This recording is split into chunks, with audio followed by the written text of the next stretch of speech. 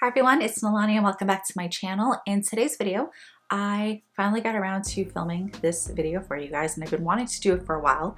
I wanted to share with you what my current favorite loose setting powders are. I do have quite a few and I pretty much use all of them during my makeup process. I have a purpose for every single one, so I just wanted to share them with you guys. So the first one is this guy right here. This is the Dermablend Loose Setting Powder, and this is in the original one, which is the translucent, I believe. So with this powder, I've been using this for quite some time and I'm only halfway done, and it's only because I only apply a very small amount underneath my eye area.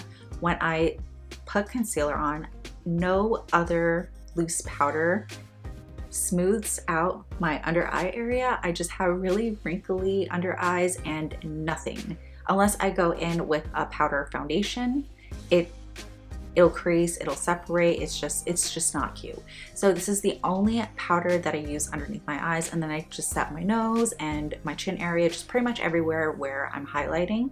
This is where I apply it, and I only add a very, very small amount. I do not bake with this. Again, a very, very small amount. Now, the next two powders, I kind of rotate in between. I don't use both of these. It's either one or the other. So the first one, and this one I've actually been reaching for a lot, is the Fenty Banana Powder. I have really, really been loving this. I figured a way how to use this. I feel like it took me a little while to get the hang of this. I don't know why. I thought maybe it was a little too light for my skin tone, but it's actually what I have on my face today. And it's just such a beautiful powder. It controls the oils, and I don't know, it's just really, really good. And I do bake with this powder, and I just absolutely love it. So if you are considering getting this and you have combination to oily skin, I highly, highly recommend that. I do have combination skin myself, and it's such a beautiful powder.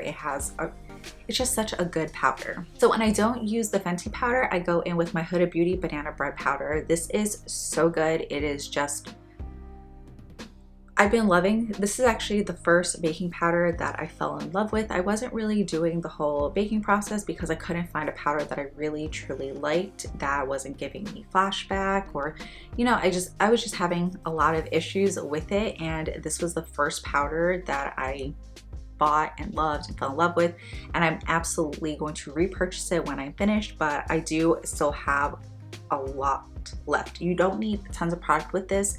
A little goes a really, really long way, and I know everybody pretty much knows what this already looks like. This is Banana Bread, in case I didn't tell you. It has a nice little net here.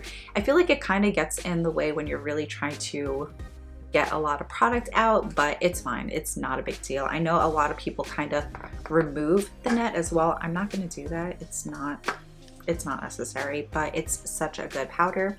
And both of these just work really, really well, and they both smell so good. This has a stronger scent, but I don't mind it at all. And this also has a really good scent. It's not as strong as this, but absolutely love both of these. So this next powder is something I only recently started using and falling in love with. It's just completely transformed my makeup, and I just really, really been loving the results. This is the powder right here. This is, what is it called? It is the Becca Soft Light Blurring Powder, and this is in the shade Pink Haze, so this is a pink powder. Irene and Sarah pretty much put a lot of us onto pink powders, so this is what it looks like. I don't want it to fall, so I'm just gonna close this up. It is a beautiful pink, and I do not place this all over my face. I primarily keep this right underneath my eye area, but I don't bring it all the way up, and I do bake a little bit with it. And then I also bake the top of my nose, just the bridge, and this little area over here as well. And it's just been giving my face a really nice bright effect without being overly bright or, you know, stark white. And I've noticed with yellow powders, if I bake underneath my entire eyes, it just pulls really yellow. So it's just, I don't know, I just don't like when it looks overly yellow underneath the eye area. So the pink just kind of balances everything out, and I just really, really like the effect it's been giving me. And it's just so good. I am testing out a couple of other pink powders because I don't know if Becca still carries this. I can never find it on the website, or unless it's just always out of stock, and I haven't found this again at TJ Maxx or Marshalls, but if I do, I'm absolutely going to pick it up. But like I said, right now I'm just testing out a couple of other pink powders just so I'm not without it. But a little product goes a very, very long way, and I've absolutely been loving this. Okay, and the last powder I want to talk about is the Laura Mercier Translucent Powder.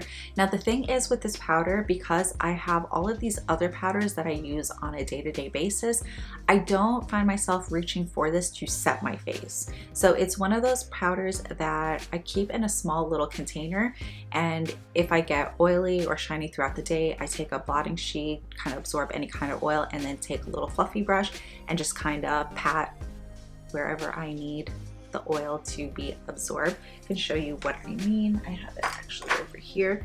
So I pretty much just keep a very small amount of powder with me, and then I keep a nice little fluffy brush or just a smaller brush just to kind of touch up wherever I need it to. I don't go all over my face, just exactly where I need it to. I think with all these other powders that I've just been using, I've figured a way to really get my makeup to last and stay put, and I've just really been enjoying the results that I don't typically reach for this, but I do still love it to touching up on the go. So hopefully that makes sense. But yeah, that pretty much concludes my current favorite loose setting powders. I'm sorry that I didn't have any drugstore or pretty affordable products, but if you do find the Becca powder, this is pretty affordable if you get it at TJ Maxx or Marshalls. I always get those two stores confused. But I hope you guys enjoyed this video. Please let me know what your favorite current loose setting powders are. I'd love to know, and I'd love to check them out. I'm just constantly always on a mission for really good powders. Powder is just one of those products that I cannot live without. But I hope you guys enjoyed this video. Please don't forget to like, comment, share, and subscribe, and I will see you guys in my next video. Bye.